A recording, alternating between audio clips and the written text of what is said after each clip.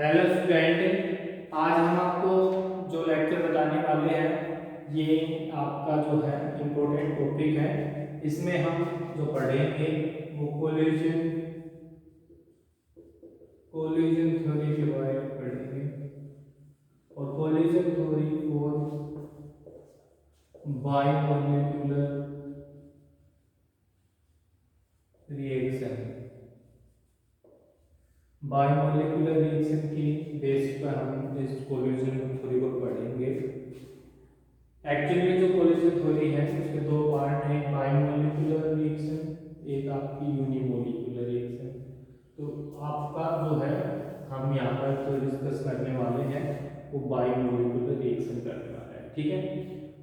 तो जो भी आपकी थ्योरियाँ हैं आपकी, जैसे कि आर्डीनेस थ्योरी, कोलिजन थ्योरी, आपकी ट्रांजिशन स्टेट थ्योरी, और भी आपकी जो भी थ्योरियाँ हैं सभी में आपके कुछ ना कुछ एजम्पशन यहाँ पर सबसे पहले प्रोवाइड किए जाते हैं कि भाई कुछ एजम्पशन बेस पे ये थ्योरी है वो अप्लाई होती है। अदरवाइज यदि ये एजम्पशन अप्लाई नहीं करेंगे तो ये थ्योरी एक्यूरेटली अप्लाई नहीं हो पाएंगी, ठीक है। तो यहाँ पर सबसे पहले एजम्पशन यहाँ पर यूज करेंगे, assumption और कोलिजन थ्योरी, ठीक है भाई। कोलिजन थ्योरी, तो कोलिजन थ्योरी में सबसे पहले क्या क्या यहाँ पर एजम्पशन यूज किए। सबसे पहले तो ये है, कुछ पॉइंट लिख रहे हैं यहाँ। सबसे पहले तो आपका ये है कि जो मॉलिक्यूल है वो उन्होंने हार्ड स्पेस की तरह, स्फीयर की तरह कंसीडर किया। Consider molecules as a hard sphere, sphere की तरह एक्ट करवाएं कि जो आपका मॉलिक्यूल है वो एक हार्ड स्फीयर की तरह है, इस तरह का साइज आपने मानना है, तभी आपके जो सारी प्रॉपर्टीज हैं आप एक्सप्लेन कर पाएंगे, ठीक है। दूसरा ये है कि जो भी आपकी रिएक्शन प्रोड्यूस करना है, कोई भी मान लेते हैं कोई ए है आपका, वो बी है, आपस में रिएक्शन प्रोड्यूस करना है, तो ए जो मॉलिक्यूल है वो अब ये भी हार्ड स्फीयर, ये भी हार्ड स्फीयर, पहला पॉइंट ये है। दूसरा पॉइंट ये है कि यदि रिएक्शन प्रोड्यूस करनी है तो कोलिजन होना जरूरी है, ठीक है भाई। तो फॉर रिड्यूस रिएक्शन, ठीक है भाई, कोलिजन मस्ट बी देयर, ठीक है भाई, कोलिजन होना तो जरूरी है, ठीक है। तीसरा पॉइंट आपका ये है कि ऐसा नहीं है कि भाई सारे के सारे, जैसे कि जो भी कोलिजन हुआ वो प्रोडक्ट फॉर्मेशन कर दे, यानी कि all collision are not effective, ठीक है भाई। All collision are not effective only fraction of collision are effective having energy equal or greater than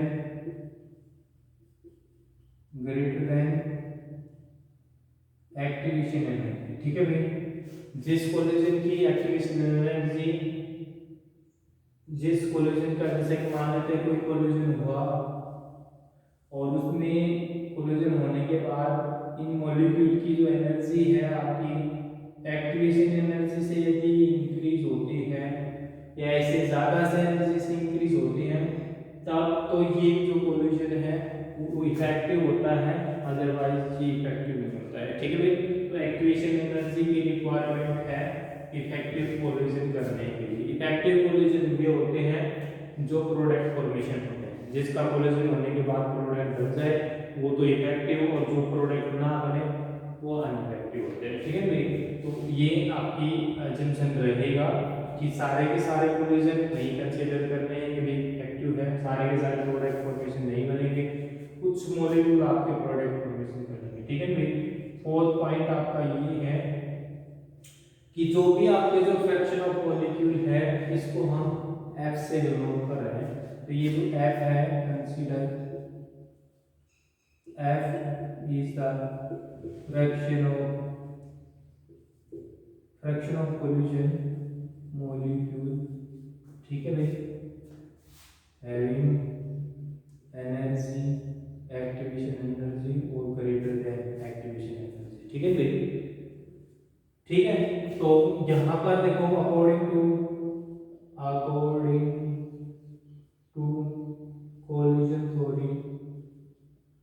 collision theory the rate of reaction, important line diagram, rate of reaction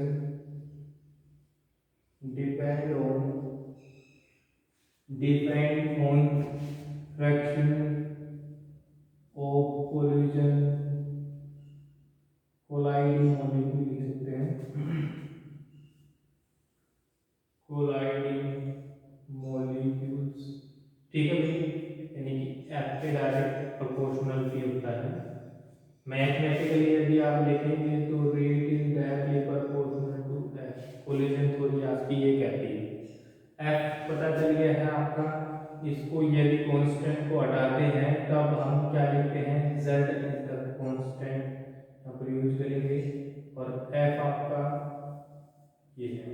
तो ये equation number 1 है according to collision theory की rate किसी का लिखने के लिए, ठीक है। वेयर में यहाँ पर जो Z है आपका, दिस इज कोलिजन फ्रीक्वेंसी, ठीक है भाई, Z is the collision frequency of molecules, और F क्या है आपका, फ्रैक्शन ऑफ कोलाइडिंग मॉलिक्यूल्स, ठीक है भाई, कोलाइडिंग मॉलिक्यूल्स, ठीक है भाई, बेस क्या फ्रैक्शन है।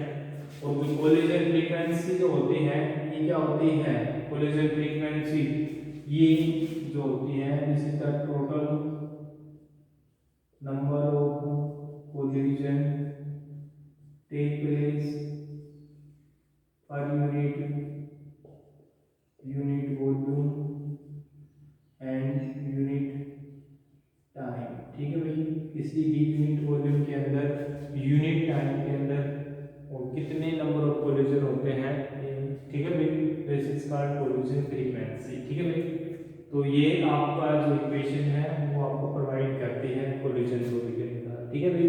इसके बाद यहाँ पर जो आपका ये जो F है आपका जो फ्रैक्शन फैक्टर है, अभी आर्हेनियस इक्वेशन हमने यूज की थी इससे पहले, और आर्हेनियस इक्वेशन से अकॉर्डिंग टू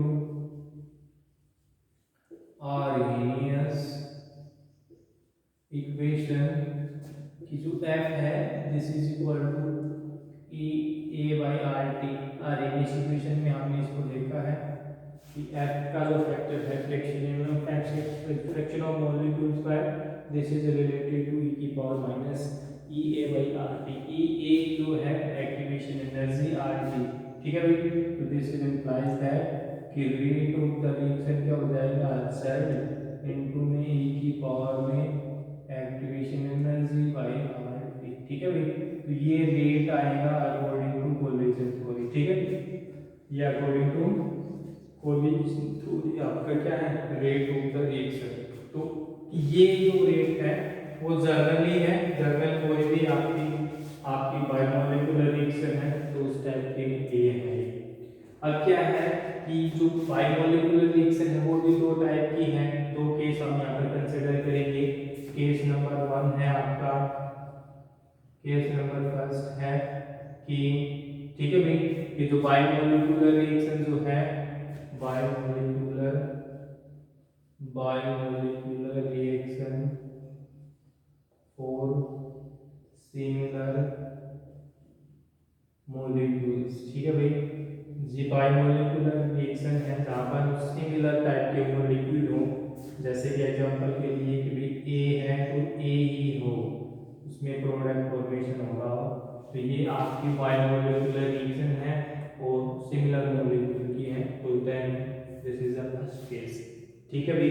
तो इन दिस केस के अंदर यहाँ पर ये है कि यहाँ पर दिस केस के अंदर हम इस इक्वेशन को अप्लाई करेंगे। तो इस इक्वेशन को अप्लाई करने के लिए डायरेक्टली आपको सिर्फ यहाँ पर कोलिजन फ्रीक्वेंसी चाहिए इस रिएक्शन के लिए, ठीक है भाई। तो यहाँ पर from equation number second second से आपका क्या हो जाएगा कि भाई इस रिएक्शन का जो रेट होगा वो collision frequency for A molecules, ठीक है भाई। अभी निकालेंगे हम कोलिजन फ्रीक्वेंसी कैसे निकालते हैं। और इनटू के अंदर ई सॉरी आपका ई की पावर में E activation energy of this reaction upon में आर टी। तो ये रेट हो जाएगा आपका इस बायोमोलिकुलर रिएक्शन के लिए। और आपका यहाँ पर क्या है कि कैलकुलेट ZAA, ठीक है भाई, this is the collision frequency, ठीक है। तो यूजिंग गैस आपको कोलिजन फ्रीक्वेंसी डेफिनेशन और कोलिजन फ्रीक्वेंसी रिलेशन, ठीक है भाई। तो ये जो ZAA जो है दिस इज वैल्यू याद रखने हैं आपने 1/2, ठीक है भाई। पाई है आपके पास, V is average velocity of the molecules, ठीक है भाई।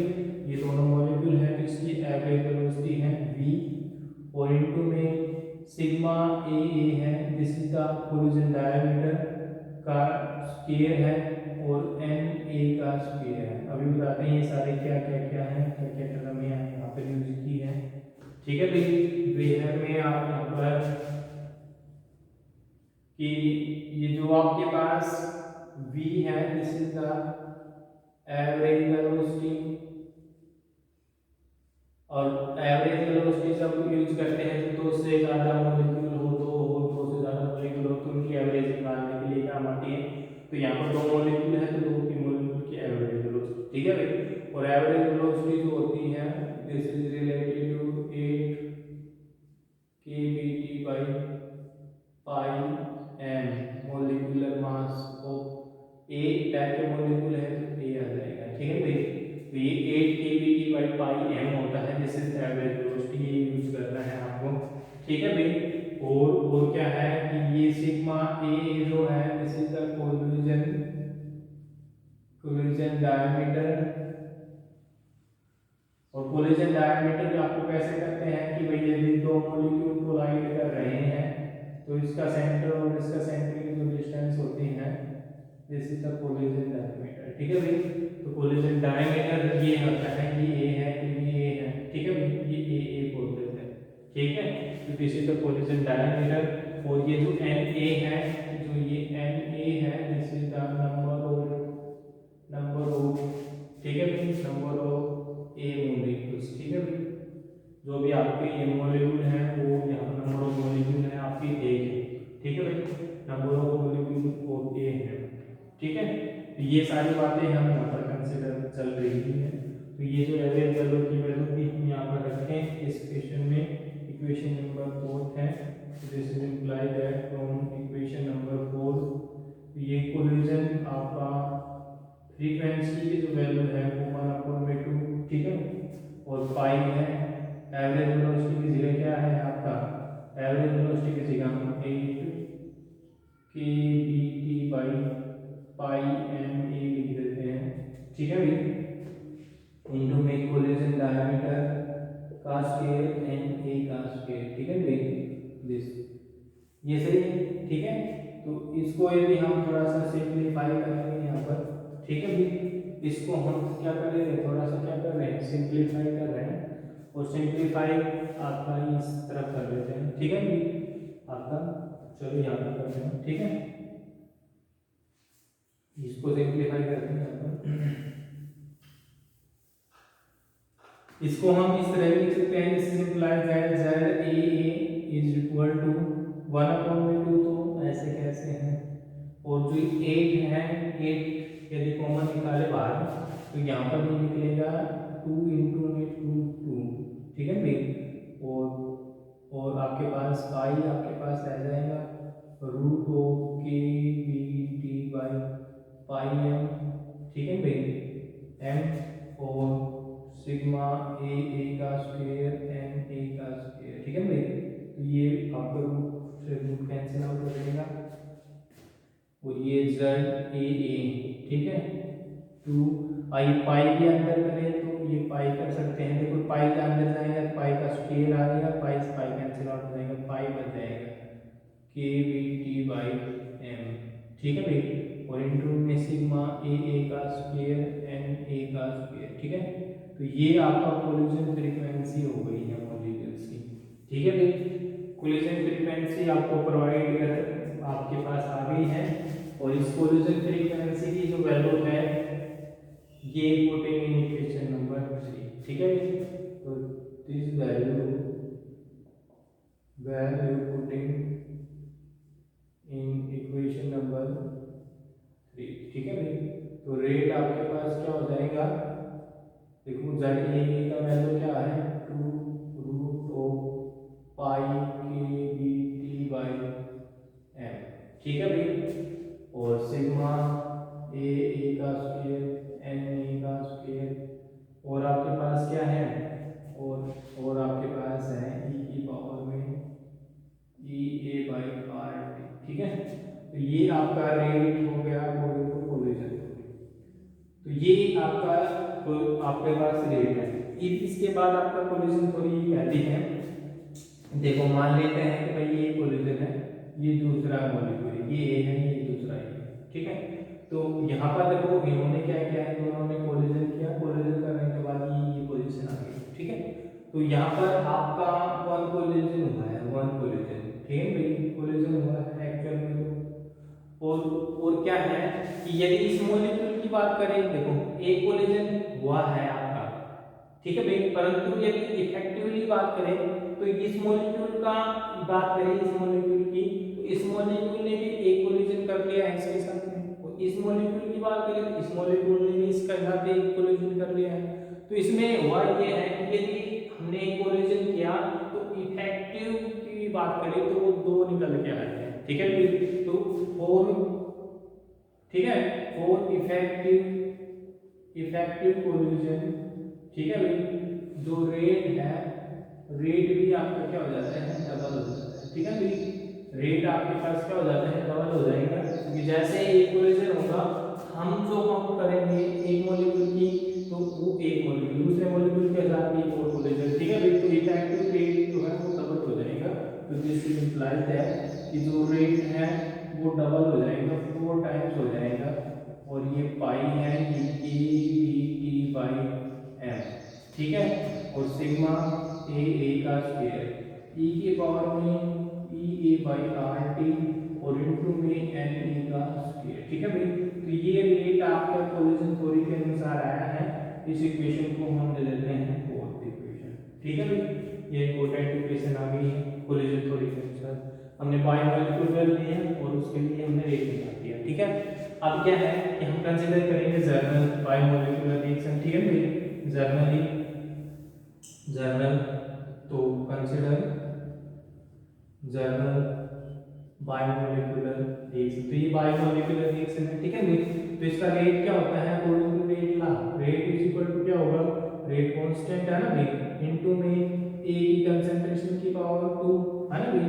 ये ए की 2 मॉलिक्यूल है, 2 की पावर 2 और कंसंट्रेशन है, this is related to number of molecules, ठीक है भाई। तो हम इसको नंबर ऑफ मॉलिक्यूल से भी रिलेट करवा सकते हैं, दिस इज एन ए, ठीक है भाई। तो ये आपकी इक्वेशन 8 है जर्नल से, ठीक है। ये इक्वेशन नंबर 5 है।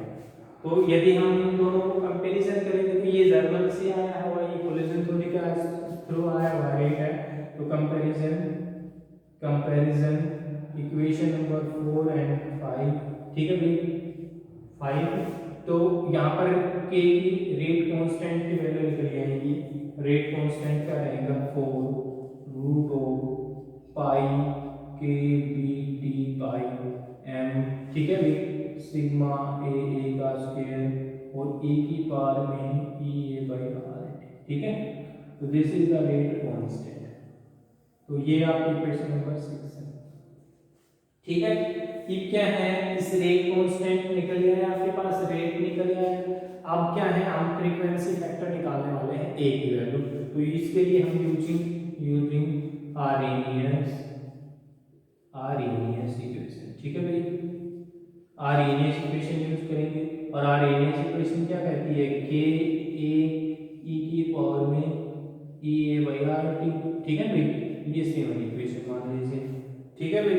तो इन दोनों को कंपैरिजन करेंगे तो आप इसका क्या निकल आएगा, इन दोनों को फिर से कंपैरिजन कर दो, comparison equation number 6 and equation number 7, ठीक है भाई।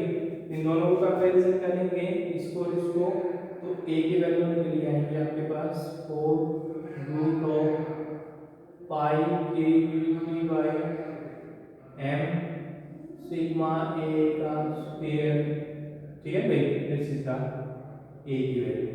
तो इस तरह से हम आपकी फ्रीक्वेंसी फैक्टर की value, this is frequency factor, rate constant और रेट, ठीक है भाई, ये सारी वैल्यू हम कैलकुलेट कर सकते हैं ये कोलिजन थ्योरी के अनुसार, ठीक है भाई।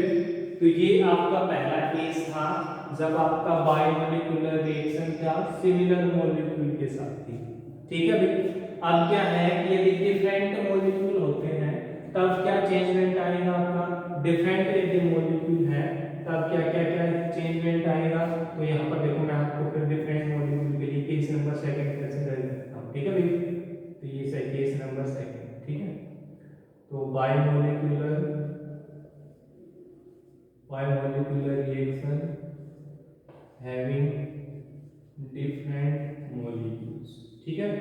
देखो क्या क्या चेंजमेंट आएगा, डिफरेंट मॉलिक्यूल है तो आपके जो रिएक्शन है वो A प्लस में B लिख देते हैं, नेगेटिव प्रोडक्ट, आपके दो मॉलिक्यूल है, आपके दोनों डिफरेंट रहेंगे, ठीक है। तो इसमें दिस इज ये होगा। अब इसके बाद आप इस इक्वेशन को अप्लाई करेंगे, तो अप्लाई लिखना पड़ेगा, अप्लाई, ठीक है। Equation number second on this equation, ठीक है। तो यहाँ पर जो रेट होगा आपके पास वो जेड ए बी आ जाएगा यहाँ पर आपके पास, इनटू में ई की पावर में ई ए बाई आर, ठीक है भाई। ये आपके पास रेट आ जाएगा जब डिफरेंट मॉलिक्यूल होगा। तो इसको भी आपने क्या करना है, इक्वेशन करनी है। इसके बाद आपका जो कोलिजन फ्रीक्वेंसी, ये जो आपका कोलिजन फ्रीक्वेंसी की वैल्यू आपने निकाली थी, और जब आपके मॉलिक्यूल सेम थे तब कोलिजन फ्रीक्वेंसी की वैल्यू निकल के आएगी 1/√2, ठीक है भाई, बाई एवरेज वेलोसिटी सिग्मा ए का स्क्वायर और एन ए का स्क्वायर, ठीक है भाई। अब आपके पास जब मॉलिक्यूल आपके डिफरेंट है तब आपने क्या है कि ये आपका जो जेड की वैल्यू निकल के आएगी, जेड ए बी की वो 1/√2 तो रहेगा ही, ठीक है भाई। पाई एवरेज वेलोसिटी ऑफ मॉलिक्यूल्स, ठीक है भाई, और सिग्मा ए बी हो जाएगा यहाँ पर, और इनटू में N A into N B, ठीक है भाई। दोनों अलग अलग मॉलिक्यूल्स का आपका एन की वैल्यू हो जाएगी यहाँ पर, ठीक है। और v की वैल्यू जो रहेगी यहाँ पर भी आपकी v की वैल्यू क्या थी आपके पास, 8 kBT बाई पाई m था आपके पास, m a का v। यहाँ पर आपकी एवरेज वेलोसिटी क्या हो जाएगी, यहाँ पर 8 kBT बाई पाई तो रहेगा ही, परंतु यहाँ पर m की जगह हम रिड्यूस मास यूज करेंगे, इस न्यू, ठीक है भाई। इसको बोलेंगे रिड्यूस मास, और रिड्यूस मास यहाँ पर आपका जो न्यू की वैल्यू है वो m1 और m1 plus m2 by m1 m2, ठीक है, इससे मिलेगा आपको रिड्यूस मास, ठीक है। तो यहाँ पर एक तो चेंजमेंट ये आया है कि यहाँ पर रिड्यूस मास यूज कर रहे हैं, ठीक है भाई। यहाँ पर रिड्यूस मास यहाँ पर यूज करेंगे m की जगह, ठीक है। तो यहाँ पर देखो क्या क्या आपका वो होगा यहाँ पर कि ये जो रेट हो जाएगा आपके पास, रेट वो यहाँ पर लिख रहा हूँ 2 पाई एवरेज वेलोसिटी, ठीक है भाई, सिग्मा ए बी का square N A N B और ई की पावर में E A by R T, ठीक है। एवरेज वेलोसिटी क्या है आपके पास, वही है 8 K B T by pi reduce mass, ठीक है। दिस इसको भी यदि आप ऊपर रखेंगे तो ये 1/√2 आ जाएगा, pi root K B T by pi reduce mass, ठीक है भाई। और सिग्मा ए बी का square N A N D और ई की पावर में ए बाई आर टी, ठीक है। ये आपका पास ऐसे कैसे जाएगा, ठीक है। तो ये मैं डायरेक्टली कर रहा हूँ, जल्दी जल्दी आपको ध्यान रखना है आपका, ठीक है। तो यहाँ पर देखो एवरेज वेलोसिटी हो गई है, पाई को आप अंदर करेंगे तो यह पाई पाई से ही सिंपल हो जाएगा 2 root of 8 root of pi K B T sigma A B का square N A N B, ठीक है, ई की पावर में E A by R T, ठीक है। तो ये रेट निकलेगा और रेट आपको जैसे ही आपका डबल करेंगे तो 4 आ जाएंगे, ठीक है भाई, कोलिजन की वजह से।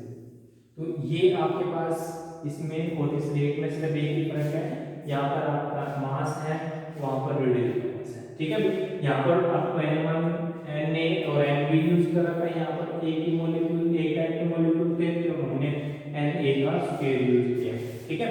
इसके बाद इसको रेट जनरल रेट से आप इक्वेशन से मिलाएंगे तो यहाँ पर देखो जनरल रेट की इक्वेशन क्या आ जाएगी, यहाँ पर जब आपके दो मॉलिक्यूल प्लस में डिफरेंट है तो यहाँ पर जनरल रेट क्या हो जाएगा के, ठीक है भाई, ए की कंसंट्रेशन बी की कंसंट्रेशन और के एन ए और इनटू में एन बी, इसके साथ कंपैरिजन करना है इसको, तो रेट कांस्टेंट निकलेगा आपके पास 4 pi K B T by radius mass into sigma A B का स्क्वायर, ठीक है भाई, और ई की पावर में क्या हो जाएगा ई ए बाई आर, ठीक है। और आरएनएस इक्वेशन से इसको कंपैरिजन करेंगे, आरएनएस इक्वेशन से तो यहाँ पर एक ही वैल्यू निकल आएगी। सिमिलरली बहुत सारे स्टेप है, सिर्फ रिड्यूस मास आपका यूज करना है, ठीक है भाई। इक्वल ये दिस इज ये रिड्यूस मास है, ये हम पहले कैलकुलेट कर सकते हैं, ठीक है। तो ये कोलिजन थ्योरी है, दोनों केस हमने डिस्कस कर लिए हैं, जब मॉलिक्यूल सेम है तब और आपके जब डिफरेंट है मॉलिक्यूल्स तब, ठीक है भाई। कोई प्रॉब्लम आए तो बताना मुझे, ठीक है। Thank you.